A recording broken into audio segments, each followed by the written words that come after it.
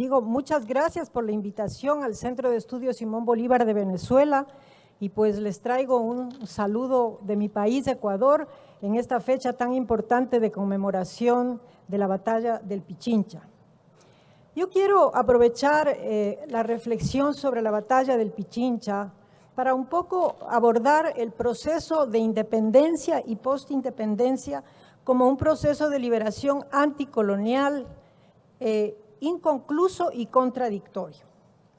Y en definitiva voy a problematizar este proceso desde 5 ejes, podría decirse. Desde la periodización del proceso de independencia, desde la territorialidad, desde el sujeto independentista, el Estado que se funda y el referente identitario mayor, la patria grande.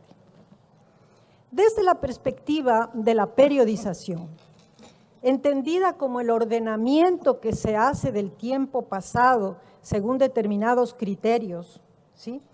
La pregunta que nos podemos hacer es ¿desde qué perspectivas lo hacemos sobre el proceso independentista? Y ahí podríamos decir que lo abordamos desde la perspectiva de la historia regional, lo abordamos desde la perspectiva de las historias nacionales, pero también desde las historias étnico-culturales. Desde el punto de vista de la historia nacional, en el caso ecuatoriano, yo me voy a centrar al caso ecuatoriano, no hay un mayor conflicto con relación a la periodización del proceso independentista. Hay un consenso académico de entenderla como un proceso que tiene 4 fases, ¿sí? Una primera fase que se abre de 1809 a 1812, que es llamada la Revolución Quiteña.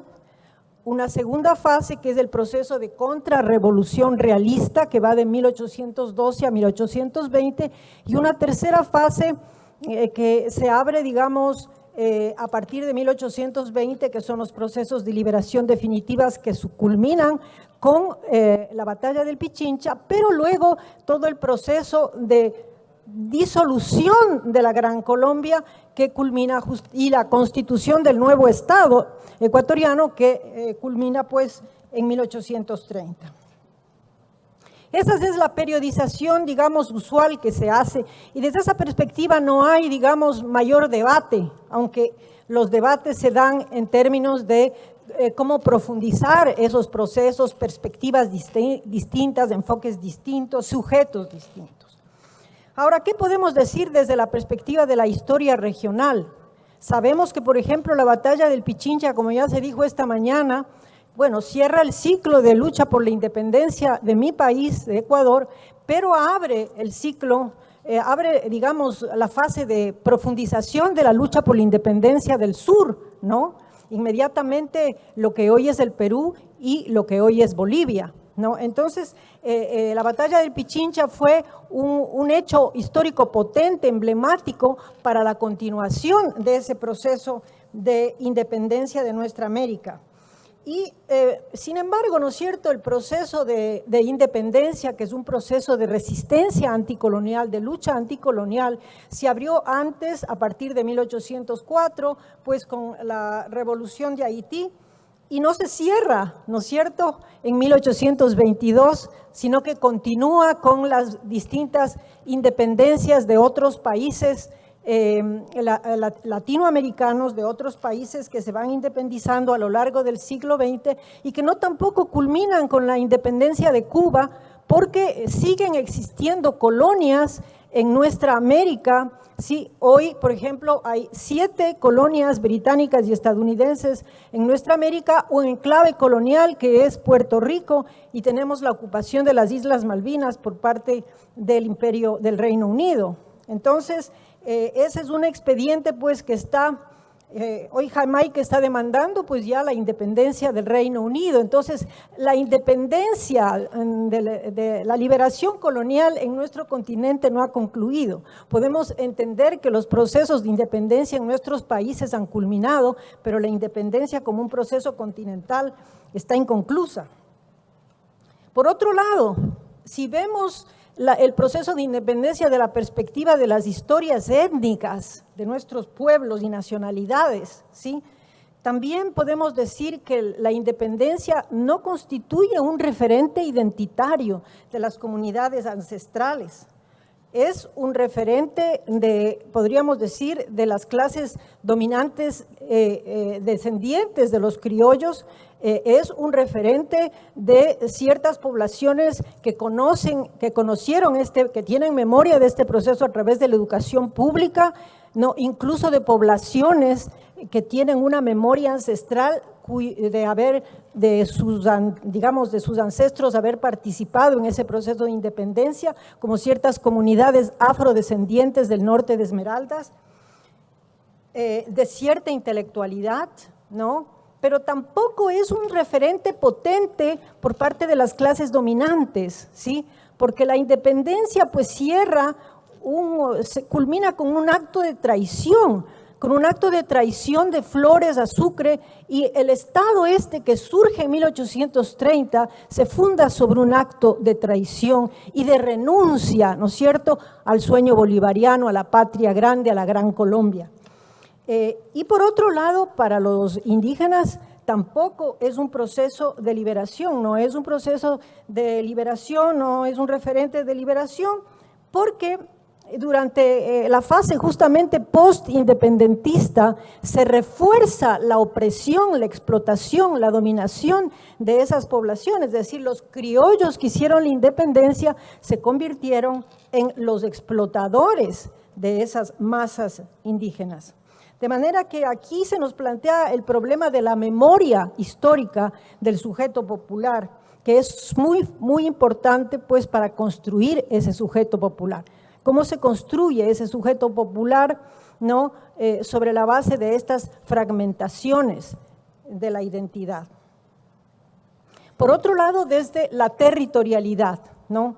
Desde la territorialidad podemos pensar a la independencia como un proceso de apropiación por parte de los patriotas, de los criollos, de los territorios ocupados por los realistas, ¿no? Y es una expresión, este proceso de apropiación se expresa en las distintas hitos, en las distintas hechos militares que se producen en la geografía de esa real audiencia, ¿no es cierto?, que era el Ecuador de entonces. Entonces, estos cerros, estas montañas, de estas lagunas, de estos lagos, ¿sí?, se constituyen en hitos en donde se dieron estas batallas, se constituyen hitos de la memoria local, nacional, regional. La batalla del Pichincha, por ejemplo, está en nuestra memoria porque tenemos los referentes geográficos que se constituyeron en hitos geográficos de esa batalla de ese día. Entonces son referentes simbólicos, ¿no?, de maniobras tácticas, de acciones defensivas y batallas decisivas de las fuerzas liberadoras que protagonizaron en ese día que fue definitivo para nuestro país. Sin embargo, este proceso, este movimiento, digamos, potencial de integración nacional territorial que constituyó el proceso de independencia, porque era una apropiación de ese territorio, no se verificó en la postindependencia. En la postindependencia lo que sucede es prácticamente una fragmentación del territorio, la constitución de poderes locales, ¿sí?, de estas élites criollas que en definitiva van desvaneciendo esa posibilidad de integración material, de integración territorial nacional que, digamos, potenciaba el proceso de independencia. De manera que lo que sucede entre 1830 y 1895 es un proceso agudo de regionalización que crea regiones prácticamente autónomas sustentadas en poderes regionales de las clases terratenientes que se van constituyendo luego de la independencia. Y en cuanto a las territorialidades étnicas, ¿no?, Tampoco, digamos, lo que sucede en la independencia, en la postindependencia, es un debilitamiento de las territorialidades étnicas que habían tenido, ¿no es cierto?, las comunidades indígenas, tenían las poblaciones indígenas en la sierra, por ejemplo, el 54% de la población de las comunidades indígenas a inicios del siglo XIX estaban viviendo en comunidades libres, ¿sí? Pero para fines del siglo XIX, la mayoría de la población indígena ya estaba sujeta dentro de haciendas como conciertos, ¿no? Como conciertos, de manera que este proceso se intensificó, se desarrolló y se consolidó en el siglo XIX, en manos justamente de los criollos que hicieron la independencia o que se beneficiaron de ese proceso de lucha y de sus herederos, que se concentra la tierra y pues y se crean enormes latifundios. De manera que por eso, indudablemente tampoco el proceso de independencia es un referente de identidad de la población indígena, ¿sí? De la identidad, y obviamente a lo largo del siglo XIX se dan muchísimas sublevaciones que tienen digamos el cariz de anticoloniales en defensa, en lucha por la tierra, en contra del tributo, en contra de los trabajos, digamos la explotación laboral en los trabajos del Estado, etcétera, etcétera, etcétera, ¿no? Ahora, ya se ha dicho aquí esta mañana algo que me parece importante que tomemos en cuenta y que se debe profundizar en el análisis, y es mirar, por ejemplo, otro elemento, otro eje, que es el sujeto independentista. El sujeto independentista, el sujeto patriótico que hace justamente la independencia, es un sujeto de enorme diversidad. Por lo general, la visión que se tiene o que se tenía, digamos, es la de los criollos, ¿no? Ellos fueron solamente unos actores, unos sujetos. Los criollos fueron actores, ¿no?, que eran parte de las élites económicas, sociales, los herederos del criollismo, los descendientes de los españoles, ¿no?, pero que tenían contradicciones entre sí, ¿no? Que tenían contradicciones entre sí. Porque tenían, obviamente, sus intereses económicos estaban diferenciados. Quito, Guayaquil y Cuenca, sí, tenían intereses diferenciados que se vieron en ese proceso de independencia. Por ejemplo, la costa sur, Guayaquil, se benefició de las medidas de las reformas borbónicas en la primera etapa, mientras que la sierra centro-norte fue afectada y por lo tanto, por ejemplo, las élites guayaquileñas no apoyaron la revolución de Quito. Entonces, tenían contradicciones estos sujetos criollos, pero al final, ¿no es cierto?, ellos también participaron en el proceso de liberación a través de sus propios movimientos de independencia, sí, la independencia de Guayaquil, la independencia de Cuenca, y luego apoyaron la independencia de la batalla del Pichincha. En la batalla del Pichincha propiamente podemos ver ese sujeto diverso, ¿no? En la batalla del Pichincha, como decían esta mañana, podemos ver a diferentes orígenes geográficos del ejército patriota, ¿no?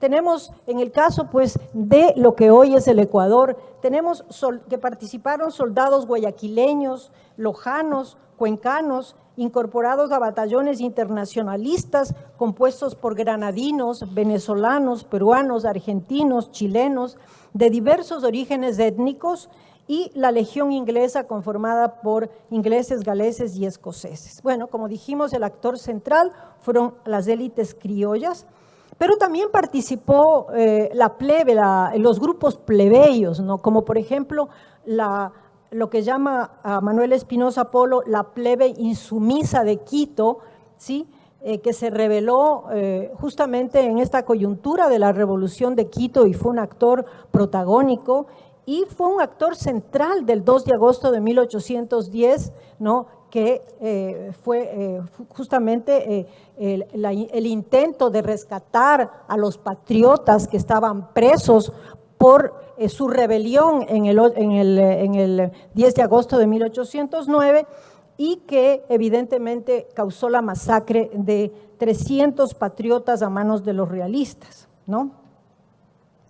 Es muy importante también el rescate que se está haciendo hoy por parte de historiadoras feministas del rol protagónico de las mujeres, ¿no? Por ejemplo, Amy Tixan ha hecho un estudio sobre el rol de las mujeres en el proceso de independencia y nos dice pues que las mujeres tuvieron una gran participación, ¿sí?